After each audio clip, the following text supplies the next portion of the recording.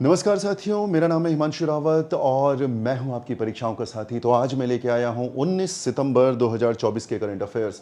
तो सबसे पहले हम देखेंगे क्या है इम्पोर्टेंस 19 सितंबर की, 19 सितंबर की। तो आज ही के दिन 1893 में स्वामी विवेकानंद ने शिकागो के विश्व धर्म संसद में एक ऐतिहासिक भाषण दिया था, जहां पर अमेरिका के नागरिकों को उन्होंने my brothers and sisters of America कहकर पुकारा था। आज ही के दिन 1962 में भारत की उत्तरी सीमा पर चीन द्वारा आक्रमण किया गया था। आप जानते हैं 1962 का युद्ध जो अनफॉर्चुनेटली हम लोग हार गए थे। आज ही के दिन पहला आक्रमण आपको देखने को मिलता है उत्तरी सीमा में, यानी नदन फ्रंटियर्स में। उसके बाद अगर हम 1581 की बात करें तो सिखों के चौथे गुरु सिख गुरु रामदास का आज ही के दिन यानी 19 सितंबर के दिन निधन हुआ था। आज ही के दिन 2009 में गुजरात के गोधरा कांड के बाद भड़के दंगों के मामले की जांच कर रहे नानावती आयोग, तो आपके लिए इंपॉर्टेंट हो जाता है नानावती आयोग। आपसे एग्जाम में पूछा जा सकता है कि नानावती आयोग का संबंध किस घटना से है। तो नानावती आयोग का संबंध जो है वो गुजरात के गोधरा कांड से है और नानावती आयोग ने राज्य में मुख्यमंत्री नरेंद्र मोदी और 6 अन्य लोगों को तलब करने की मांग वाली याचिका का निपटारा किया था आज ही के दिन। ठीक, तो आगे बढ़ते हैं। अब हम बात करते हैं 19 सितंबर से संबंधित करंट अफेयर्स। तो क्या खास है आज के करंट अफेयर्स में? सबसे पहले केंद्रीय मंत्री डॉक्टर जितेंद्र सिंह ने विशेष स्वच्छता अभियान 4.0 की प्रगति की निगरानी के लिए एक वेब पोर्टल लॉन्च किया है। सो this is important. Colour change कर लेते हैं। ठीक, तो आज ही के दिन पोर्टल लॉन्च किया गया है। किसके द्वारा? केंद्रीय मंत्री डॉक्टर जितेंद्र सिंह ने। इसकी घोषणा विशेष अभियान 4.0 के नोडल अधिकारियों, लोक शिकायत के नोडल अधिकारियों और भारत सरकार के सभी 84 मंत्रालयों और विभागों के अपीली अधिकारियों के साथ एक वर्चुअल बैठक के दौरान की गई। तो लगभग आपके टोटल नंबर ऑफ मिनिस्ट्रीज कितनी है? So that is important for from your exam perspective, that is 84। सरकार द्वारा स्वच्छता को संस्थागत बनाने और लंबित मामलों को कम करने के लिए हर साल 2 अक्टूबर से लेकर कब तक? 2 अक्टूबर से लेकर 31 अक्टूबर तक विशेष अभियान चलाने का निर्णय लिया गया है। तो आपसे एग्जाम में पूछेगा कि ये अभियान का समय क्या है। जो स्वच्छता अभियान है, जो 4.0 स्कीम है, उसके तहत किस डेट से लेकर किस डेट तक इस अभियान को चलाने की बात की गई है? तो हर साल 2 अक्टूबर से लेकर 31 अक्टूबर तक यह विशेष अभियान चलाया जाएगा। विशेष अभियान 4.0 से पहले प्रारंभिक चरण 16 सितंबर से 30 सितंबर 2024 तक चलाया जाएगा। आज हम हैं 19 सितंबर में और अभी ये चरण चलाया जा रहा है। इसके अलावा वाणिज्य और उद्योग मंत्रालय के जन सुनवाई portal, now this is important, ये इंपॉर्टेंट हो जाता है आपके लिए। वाणिज्य और उद्योग मंत्रालय, तो वाणिज्य मतलब हो गया ministry of commerce and corporate affairs. Ministry of commerce and corporate affairs, वाणिज्य और उद्योग मंत्रालय के जन सुनवाई पोर्टल को केंद्रीय मंत्री पीयूष गोयल ने लॉन्च किया। पोर्टल का उद्देश्य निर्यातकों का मतलब होता है एक्सपोर्टर्स, राइट? आयात इंपोर्टर्स और निर्यातकों का मतलब होता है एक्सपोर्टर्स। तो इस पोर्टल से होगा क्या? इसका उद्देश्य क्या है? निर्यातकों को उनकी समस्याओं का ऑनलाइन हल करने में सहायता प्रदान करना और डीलरों के बीच सीधे पारदर्शी यानी ट्रांसपेरेंट संपर्क को सक्षम बनाना है। इसमें विदेश व्यापार महानिदेशालय, एपीडा कॉफी बोर्ड, मसाला बोर्ड, रबर बोर्ड और चाय बोर्ड सहित विभिन्न विभाग शामिल हैं। श्री गोयल ने निर्यात ऋण गारंटी निगम की पुनः डिजाइन की गई स्माइल ईआरपी सुविधा का भी उद्घाटन किया। नाउ एग्जाम के पर्सपेक्टिव से आपके लिए इंपॉर्टेंट हो जाता है स्माइल ईआरपी। तो सवाल आपसे एग्जाम में पूछेगा कि स्माइल ईआरपी का संबंध निम्नलिखित में से किस मंत्रालय से है? और इसका संबंध है ministry of commerce and corporate affairs. This is important. उसके बाद आगे बढ़ते हैं। विश्व स्वास्थ्य संगठन ने अफ्रीका में, वेरी वेरी वेरी इंपॉर्टेंट, विश्व स्वास्थ्य संगठन यानी डब्ल्यूएचओ की बात हो रही है, इन्होंने अफ्रीका में वयस्कों में एमपॉक्स के खिलाफ एक वैक्सीन के इस्तेमाल को मंजूरी दी है। सो this is important, your monkey pox या एमपॉक्स। बवेरियन नॉर्डिक द्वारा वैक्सीन की पूर्व योग्यता का मतलब है कि जीवीआई वैक्सीन अलायंस और यूनिसेफ जैसे दाता इसे खरीद सकते हैं। एमपॉक्स के खिलाफ वैक्सीन की यह पहली पूर्व योग्यता इस बीमारी से लड़ने की दिशा में एक महत्वपूर्ण कदम है। WHO के अनुसार वैक्सीन को 2 खुराक में 18 वर्ष या उससे अधिक आयु के लोगों को दिया जा सकता है। सो this is an important development. और जिन लोगों का PCS का एग्जाम, मेंस का एग्जाम हाल फिलहाल शेड्यूल है, उनके लिए इंपॉर्टेंट हो जाती हैं ये स्कीम्स, ये करंट अफेयर्स, ये वैक्सीन प्रोग्राम्स, राइट। आगे बढ़ते हैं। Algeria BRICS New Development Bank का नया सदस्य बना है। Again very very very important, आपसे सवाल पूछेगा कि न्यू डेवलपमेंट बैंक का हाल फिलहाल कौन सा देश सदस्य बना है, तो आंसर हो जाएगा Algeria. BRICS New Development Bank का नया सदस्य बना है। अच्छा, न्यू डेवलपमेंट बैंक जो है इसका संबंध ब्रिक्स कंट्रीज से है। ब्रिक्स की जब हम बात करते हैं तो ब्रिक्स का मतलब है Brazil, Russia, India, China and south Africa. नीचे कमेंट बॉक्स में आप मुझे बताएंगे 2 बातें। पहला, ब्रिक्स का गठन किस वर्ष हुआ था, और दूसरा, ब्रिक्स का हेडक्वार्टर कहां पर है। तो ब्रिक्स बैंक जो है उसी को हम न्यू डेवलपमेंट बैंक कहते हैं, और उस न्यू डेवलपमेंट बैंक का हाल फिलहाल अभी नया जो सदस्य बना है that is Algeria. BRICS New Development Bank में अल्जीरिया की सदस्यता को मंजूरी दे दी गई है। दक्षिण अफ्रीका के केप टाउन में एक बैठक में NDB प्रमुख डिल्मा रूसेफ, वैसे तो नहीं इंपॉर्टेंट है कि नेशनल डेवलपमेंट बैंक का प्रमुख कौन है, तो मेरे ख्याल से इतना ज्यादा आपको याद रखने की फिलहाल जरूरत नहीं है। अल्जीरिया ने वैश्विक वित्तीय प्रणाली में एकीकरण की दिशा में एक महत्वपूर्ण कदम उठाया है, राइट। सो ये आपके लिए एक न्यूज़ इंपॉर्टेंट बन जाती है। आगे देखते हैं कौन सी और इंपॉर्टेंट न्यूज़ है आज के लिए, उसके बाद हम करेंगे 10 MCQs और देखते हैं कितने आप सही कर पाएंगे। ठीक, तो आगे बढ़ते हैं। सरकार के निर्णय के अनुसार अंडमान और निकोबार द्वीप समूह में पोर्ट ब्लेयर का नया नाम श्री विजयपुरम होगा। This is the most important news for today.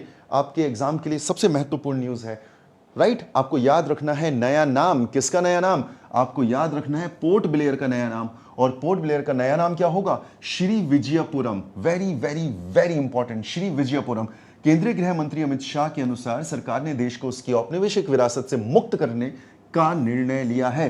केंद्रीय गृह मंत्री के अनुसार श्री विजयपुरम देश के सफल स्वतंत्रता संग्राम का प्रतिनिधित्व करते हैं, और केंद्रीय गृह मंत्री के अनुसार अंडमान और निकोबार द्वीप समूह देश के इतिहास और स्वतंत्रता संग्राम के एक अद्वितीय स्थान रखता है। तो ये आपके लिए इंपॉर्टेंट हो जाता है श्री विजयपुरम।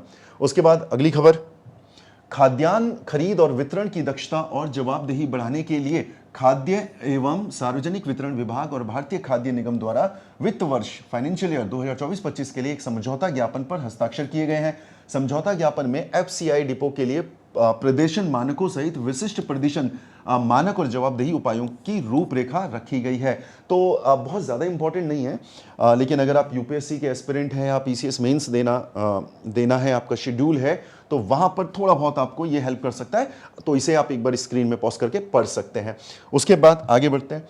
भारतीय light tank Zorawar, very very very important.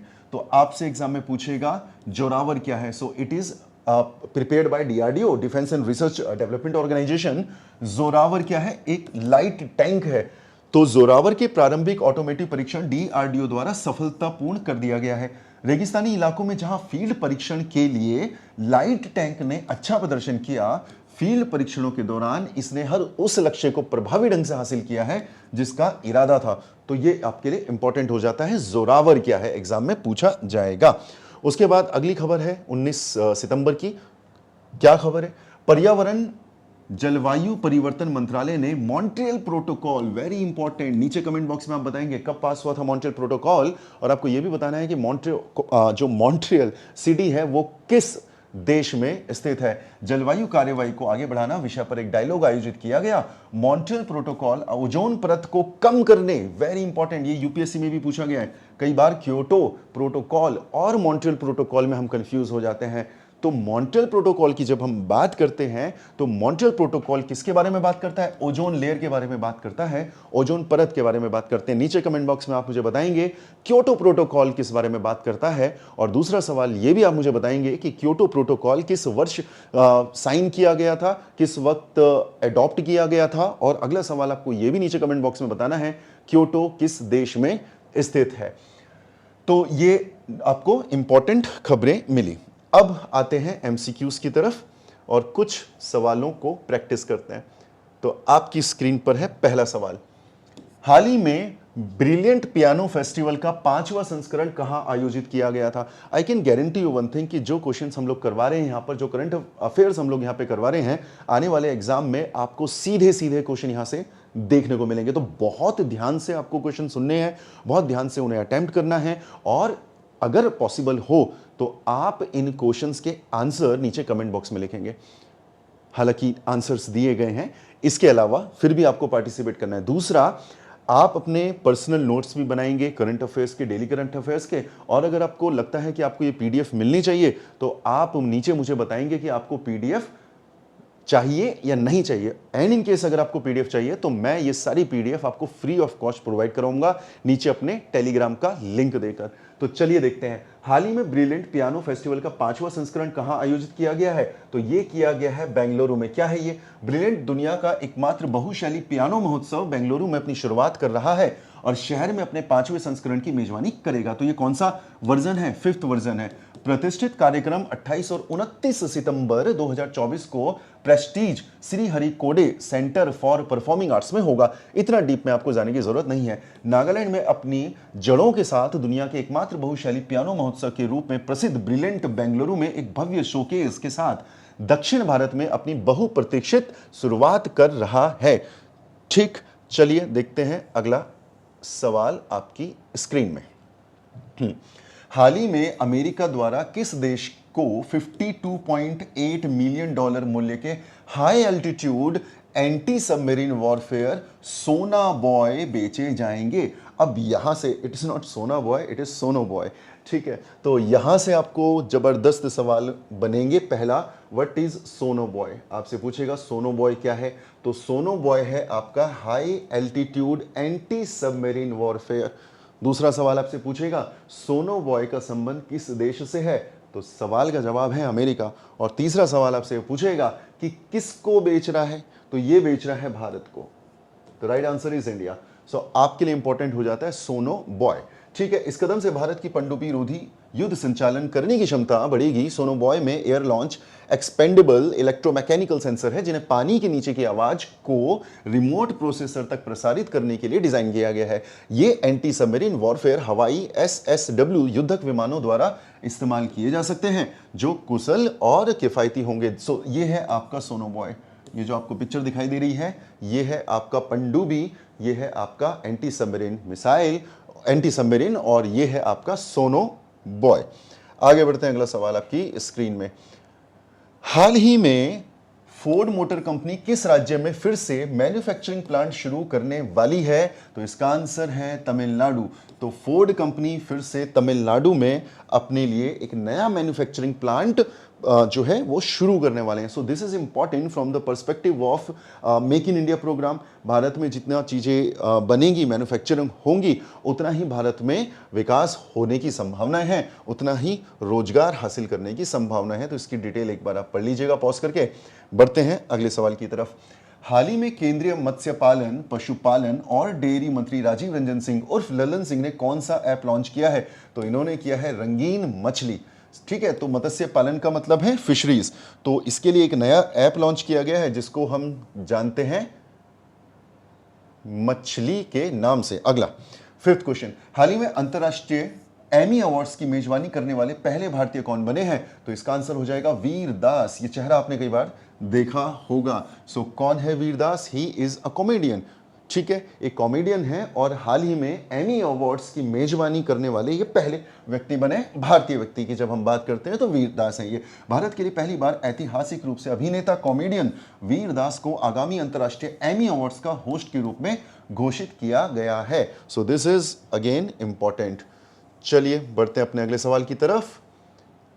और अगला सवाल आपकी स्क्रीन पर। हाल ही में सोशल मीडिया प्लेटफॉर्म पर 100 करोड़ फॉलोअर्स पूरे करने वाले पहले खिलाड़ी कौन बने हैं? मुझे लगता नहीं कि किसी भी तरह का डाउट आपको होगा। And right answer is Cristiano Ronaldo. ठीक है, तो आंसर है आपका ए ऑप्शन, क्रिस्टियानो रोनाल्डो। हाल ही में पुर्तगाल के स्टार फुटबॉलर, तो ये सवाल पूछा जा सकता है कि क्रिस्टियानो रोनाल्डो किस देश के खिलाड़ी हैं, किस देश की तरफ से खेलते हैं? नीचे कमेंट बॉक्स में आप इनके क्लब का नाम मुझे बताएंगे, किस क्लब से खेलते हैं क्रिस्टियानो रोनाल्डो। अगला सवाल आपकी स्क्रीन पर, क्वेश्चन नंबर 7। क्या है क्वेश्चन नंबर 7? हाल ही में किस राज्य सरकार ने ट्रांसजेंडर विशिष्ट सरकारी भर्ती और सामाजिक कल्याण कार्यक्रम की घोषणा करी है? तो इसका सही आंसर है तेलंगाना। ठीक है, बढ़े आगे, देखते हैं अगला सवाल। क्या है अगला सवाल? हाल ही में किसे सेंट्रल डिपॉजिटरी सर्विस लिमिटेड का एमडी एंड सीईओ फिर से नियुक्त किया गया है? तो ये नाम है नेहल वोरा। कुछ ज्यादा नहीं है डिस्क्राइब करने के लिए, एक्सप्लेन करने के लिए, तो सीधे सीधे आगे बढ़ते हैं। अगला सवाल, हाल ही में G20 कृषि मंत्री स्तरीय बैठक कहां आयोजित हुई है? वेरी इंपॉर्टेंट एग्जाम के पर्सपेक्टिव से, और इसका सही जवाब है ब्राजील। और ब्राजील में अभी G20 मीटिंग जो है कौन से स्तर की? कृषि मंत्री स्तरीय, यानी यहां पर आपके एग्रीकल्चर मिनिस्टर्स मिलेंगे। तो ये हैं आपके एग्रीकल्चर मिनिस्टर्स, और इनकी मीटिंग जो है वो कहां पर आयोजित की गई है? ये की गई है आपकी ब्राजील में। चलिए, और आज का देखते हैं अंतिम सवाल, और अंतिम सवाल ये है कि हाल ही में स्वाति विजय कुलकर्णी को कहां भारत का राजदूत नियुक्त किया गया है? तो इन्हें किया गया है अल्जीरिया में। तो आपसे सवाल पूछा जाएगा कि स्वाति विजय कुलकर्णी भारत की राजदूत हैं, ये हैं आपकी स्वाति कुलकर्णी, विजय कुलकर्णी। तो ये कहां की राजदूत हैं? हाल फिलहाल इन्हें अल्जीरिया का राजदूत भारत की तरफ से नियुक्त किया गया है। तो ये है संक्षिप्त में आज के करंट अफेयर्स, जो आपके एसएससी के लिए इंपॉर्टेंट हो जाते हैं, पीसीएस के लिए इंपॉर्टेंट हो जाते हैं, यूपीएससी के लिए इंपॉर्टेंट हो जाते हैं, और इंपॉर्टेंट हो जाते हैं आपकी बाकी सरकारी सेवाओं के लिए। तो अगर आपको लगता है कि इस सीरीज से आपको कुछ फायदा हो रहा है, नीचे कमेंट बॉक्स में आप बताइएगा, और मैं डेली बेसिस पर कोशिश करूंगा कि 10 से 12 मिनट में आपके करंट अफेयर्स को मैं कवर कर सकूं। तो चलिए मिलते हैं कल, तब तक के लिए अपना और अपनों का ख्याल रखिए। Thank you so much. जय हिंद।